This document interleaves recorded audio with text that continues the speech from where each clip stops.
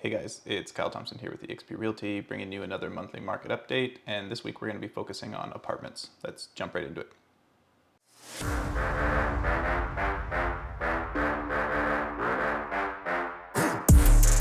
All right, so we had 56 new listings, 33 new sales. The average list price was $383,509. The average sale price was $370,809.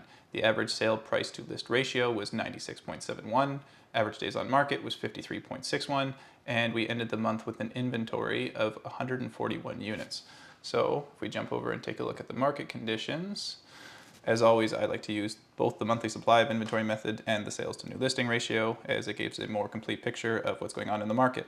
And when we're using the monthly supply of inventory method, we came in at 5.74, which is in a neutral market, but starting to border on a buyer's market. If we use the sales to new listing ratio instead, we also come in at a neutral market, but this one is actually just on the cusp of a seller market.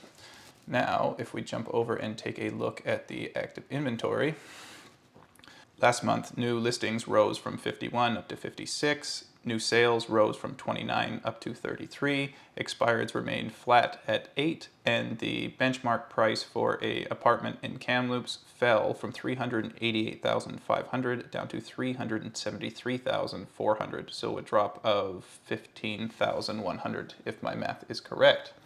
Now, if we jump over and look at the end of month inventory, last month we ended the month with 141 units, which is the highest this time of year going back to 2020. It's also about 10% above the 10-year average of 128. Now, if we jump over and take a look at new listings, so far year to date there's been 209, which is about 17% above the 10-year average of 179.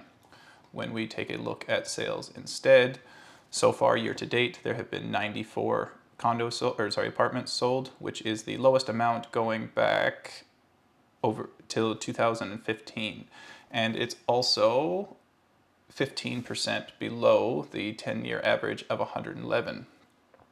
Now, let's jump over and take a look at the sales dashboard, starting off with average sale price.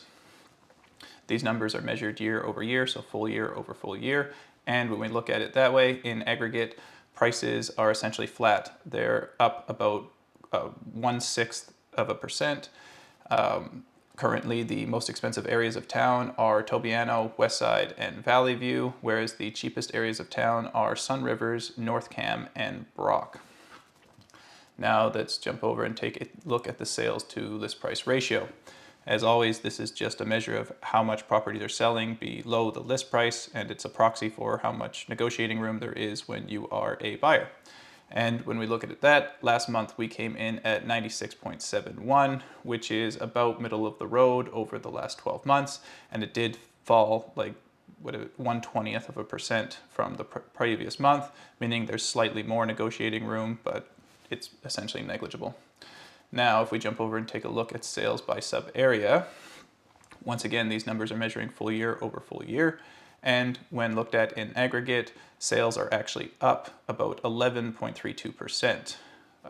Most areas are actually up, with the exception of Sahali, which is actually down 13.5%. The busiest areas of town for apartments is South Cam, Sahali, and Sun Peaks, whereas the slowest areas are Dallas, Tobiano, and Valley View. Now let's take a look at how long it's taking properties to sell, starting off with the 10-year.